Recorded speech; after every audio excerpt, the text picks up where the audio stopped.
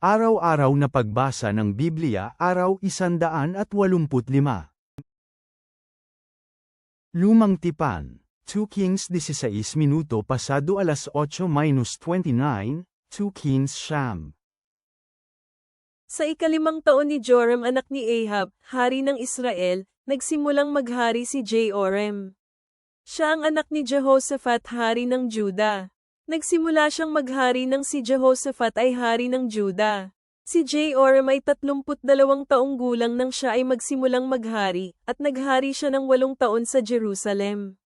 Lumakad si Jehoram sa mga pamamaraan ng mga hari ng Israel, tulad ng ginawa ng sambahayan ni Ahab, dahil ang anak na babae ni Ahab ay kanyang asawa, at ginawa niya kung ano ang masama sa paningin ni Yahweh. Gayunman, dahil sa kanyang lingkod na si David, hindi nais ni Yahweh na wasakin ang Juda, dahil sinabi niya sa kanya na bibigyan siya lagi ng mga kaapu-apuhan.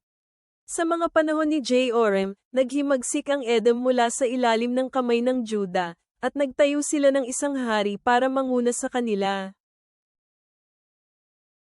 Pagkatapos tumawid si Jehoram kasama ang kanyang mga pinuno at lahat ng kanyang mga karwahe. Nangyari ito nang siya ay nagising sa gabi at sinalakay at tinalo ang mga Edomita, na pumaligid sa kanya at ang mga pinuno ng mga karwahe. Pagkatapos tumakas ang hukbo ni Jehoram papunta sa kanilang mga tahanan. Kaya naghihimagsik ang Edom mula sa kapangyarihan ng Juda hanggang sa araw na ito. Naghihimagsik din ang Libna sa panahon ding iyon.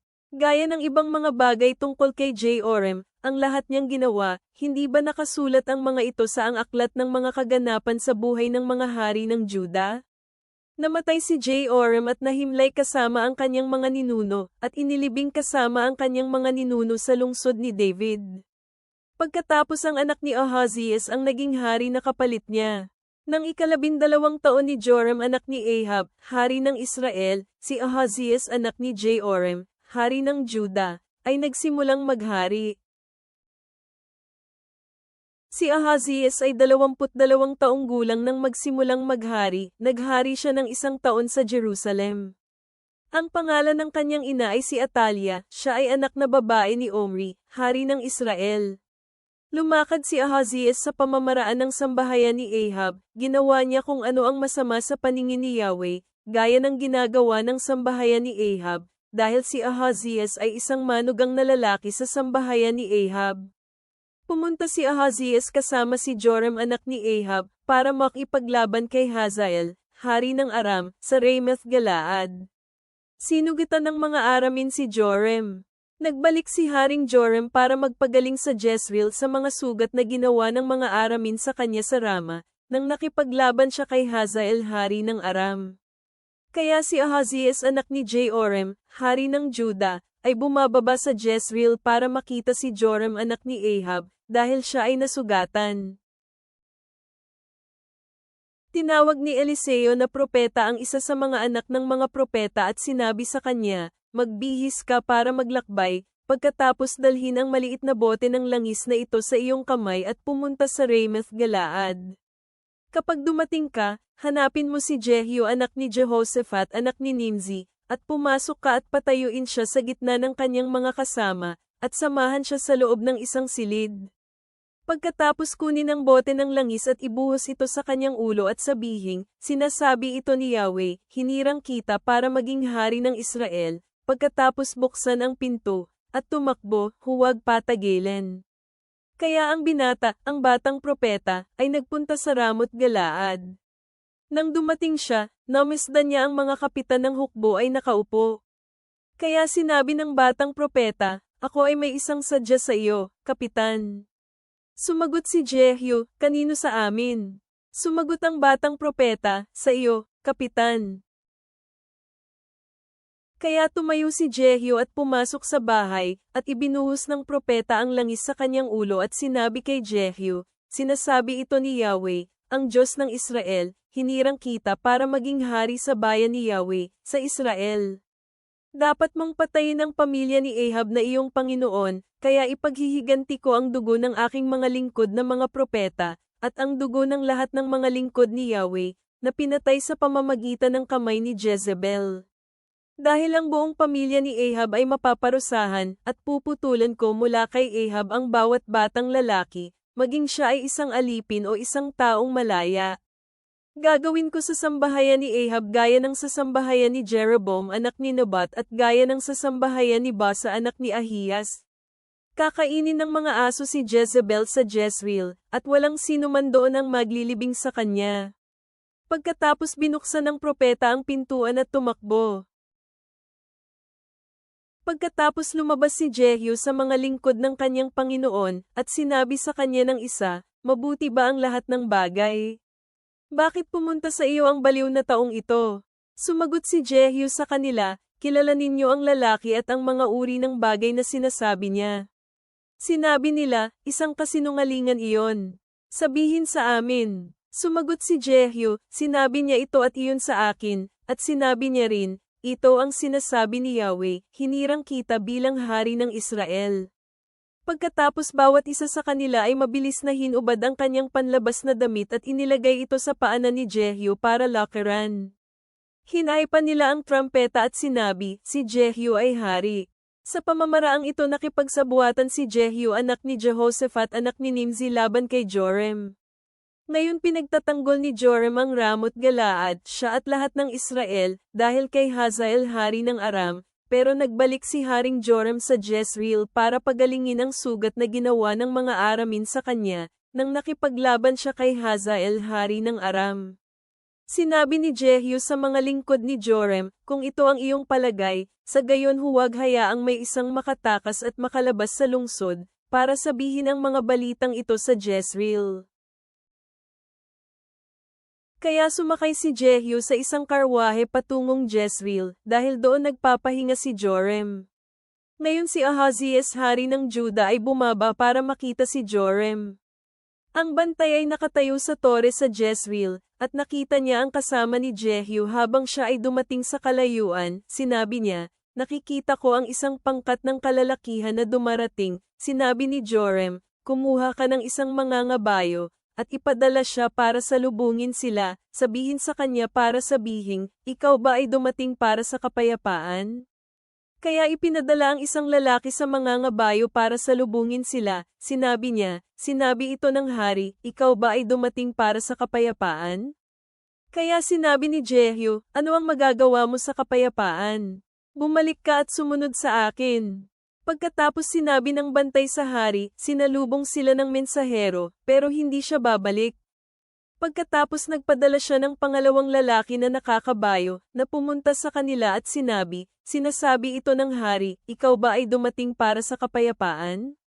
Sumagot si Jehu, "Ano ang magagawa mo sa kapayapaan? Bumalik ka at sumunod sa akin." Muling nagulat ang bantay, siya ay sinalubong nila, pero hindi siya babalik. At ang paraan ng pagpapatakbo ng karwahe ay gaya ng pagpapatakbo ni Jehu anak ni Nimzi, dahil nagpapatakbo siya ng matulin. Kaya sinabi ni Joram, "Ihanda mo ang aking karwahe." Inihanda nila ang kanyang karwahe, at si Joram hari ng Israel at Ahazias hari ng Juda ay sumakay, bawat isa sa kanyang karwahe, para salubungin si Jehu. Siya ay natagpuan nila sa lupain ni Nabot na Jezreelita. Nang nakita ni Joram si Jehu, sinabi niya, "Ikaw ba ay dumating para sa kapayapaan, Jehu?" Sumagot siya, "Anong kapayapaan ang naroroon, kung napakaraming pagsamba sa Diyos-Diyusan na mayroong prostitusyon at pangkukulam ng iyong inang si Jezebel?" Kaya pabalik na tumakas si Joram sa kanyang karwahe at sinabi kay Ahazias, "Pagtataksil ito, Ahazias." Pagkatapos nilabas ni Jehu ang kanyang pana na buong lakas niyang penyana si Joram sa pagitan ng kanyang mga balikat, tumagos ang palaso sa kanyang puso, at nalaglag siya sa kanyang karwahe. Pagkatapos sinabi ni Jehu kay Bidkar na kanyang kapitan, "Damputin at itapon siya sa bukid ni Nabot na Jezreelita. Isipin kung paano ako at ikaw ay magkasamang sumakay pagkatapos ni Ahab na kanyang ama, inilagay ni Yahweh ang propesyang ito laban sa kanya. Tutong nakita ko kahapon ang dugo ni Nabot at ang dugo ng kanyang mga anak na lalaki, sinasabi ni Yahweh, at gagantihan kita sa bukid na ito, sinasabi ni Yahweh. Kaya ngayon, kunin at itapon siya sa lugar, sa bukid na iyon, para maganap kung ano ang sinabi sa atin na mangyayari sa salita ni Yahweh. Nang makita ito ni Ahazias ang hari ng Juda, tumakas siya sa daan ng Beth-Hagen. Pero sumunod si Jehu sa kanya, at sinabi, patayin din siya sa karwahe, at siya ay panyanan nila pag-ahon sa Ger, na nasa Iblim. Tumakas si Ahazias patungo sa Megiddo at namatay doon. Binuhat ng kanyang mga lingkod ang kanyang katawan sa isang karwahe tungo sa Jerusalem at inilibing siya sa kanyang puntod kasama ang kanyang mga ninuno sa lungsod ni David. Ngayon nasa 11 taon ni Joram anak ni Ahab na sinimulan ni Ahazias maghari sa Juda. Nang dumating si Jehu sa Jezreel, narinig ito ni Jezebel, at pinintahan niya ang kanyang mga mata, inayos ang kanyang buhok, at dumungaw sa bintana. Habang pumapasok si Jehu sa tarangkahan, sinabi niya sa kanya, ikaw ba ay dumating para sa kapayapaan, ikaw Zimri, mamamatay tao ng iyong Panginoon? Tumingala si Jehu sa bintana at sinabi, sino ang sa aking panig? Sino? Pagkatapos 2 o 3 yunuko ang dumungaw. Kaya sinabi ni Jehu, ihagis ninyo siya. Kaya inihagis nila si Jezebel, at tumilamsik ang kanyang dugo sa mga pader at sa mga kabayo, tinapakan siya ni Jehu. Nang pumasok si Jehu sa palasyo, siya ay kumain at uminom. Pagkatapos sinabi niya, asikasuhin ninyo ngayon ang sinumpang babaeng ito at ilibing siya, dahil siya ay isang anak na babae ng hari. Pumunta sila para ilibing siya, pero wala na ang natagpuan sa kanya kundi bungo na lamang, ang mga paa, at ang mga palad ng kanyang kamay. Kaya bumalik sila at sinabi kay Jehu.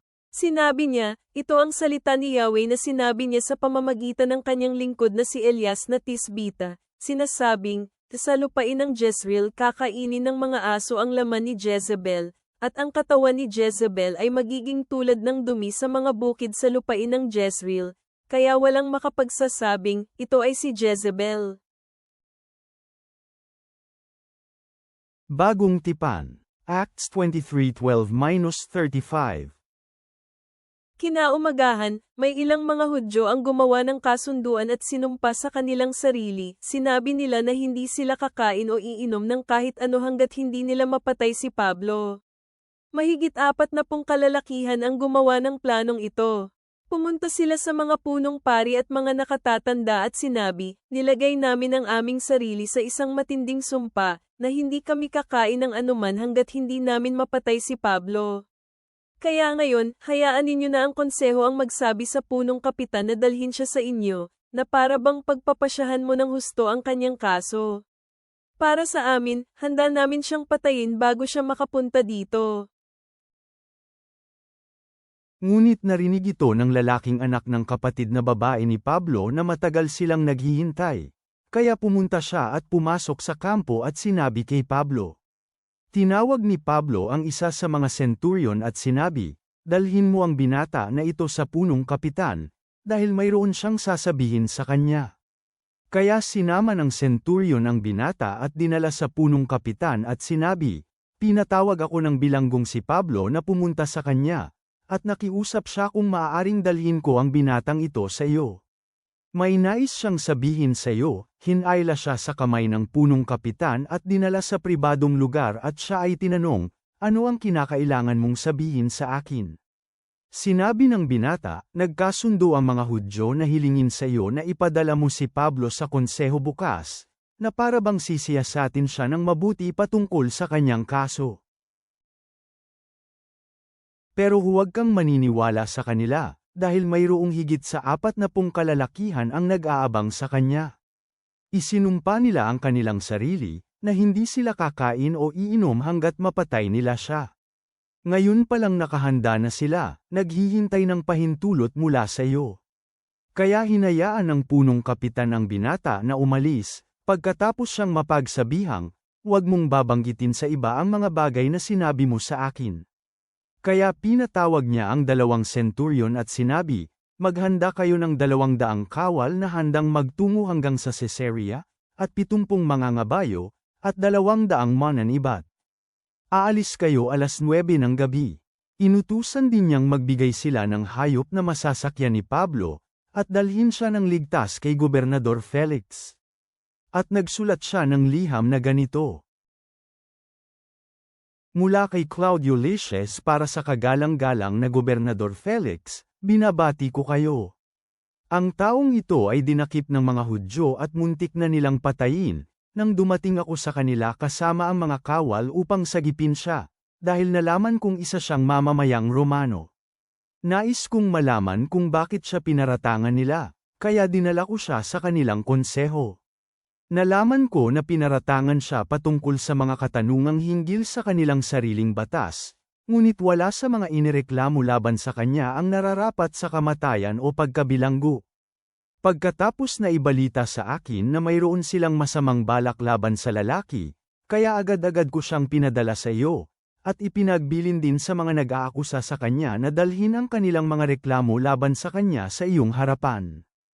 Column. Kaya sumunod ang mga kawal sa kanyang mga utos, kinuha nila si Pablo at dinala sa Antipatres ng gabing iyon. Nang sumunod na araw, halos lahat ng kawal ay iniwan ng mga mangangabayo para sumama sa kanya at sila mismo ay nagbalik sa kampo. Nang nakarating ang mga mangag-abayo sa Caesarea at naihatid ang sulat sa gobernador, hinarap nila si Pablo sa kanya.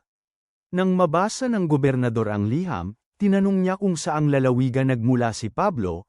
Nang malaman niya na siya ay taga Cilicia, sinabi niyang, papakinggan ko ang lahat kapag nandito na ang mga nagpaparatang sa iyo.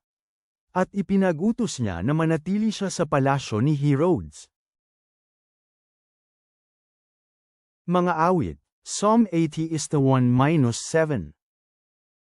Ama naming nasa langit, kami ay lumalapit sa iyo ng may mapagkumbabang puso, na humihingi ng iyong gabay habang kami ay nagmumuni-muni sa mga pagsubok at tagumpay ng iyong mga tapat na lingkod. Tulad ng sa ikalawang hari, kung saan ang pagpapahid sa mga hari ay nagdulot ng malaking pagbabago, hayaan mo kaming tanggapin ang iyong tawag sa aming buhay, kahit sa gitna ng kahirapan, tulad ng naranasan ni Pablo sa mga gawa. Naway kami ay tumawag sa iyo, gaya ng ipinahayag sa Awit Kapitulo 80, para sa pagpapanumbalik at lakas, na nagtitiwala sa iyong walang hanggang pag-ibig upang gabayan kami sa aming mga hamon. Tulungan mo kaming manatiling matatag sa aming pananampalataya, sa pagkaalam na ang iyong biyaya ang nagpapanatili sa amin. Hayaan mo ang iyong kapayapaan na maghari sa amin, Panginoon. Amen.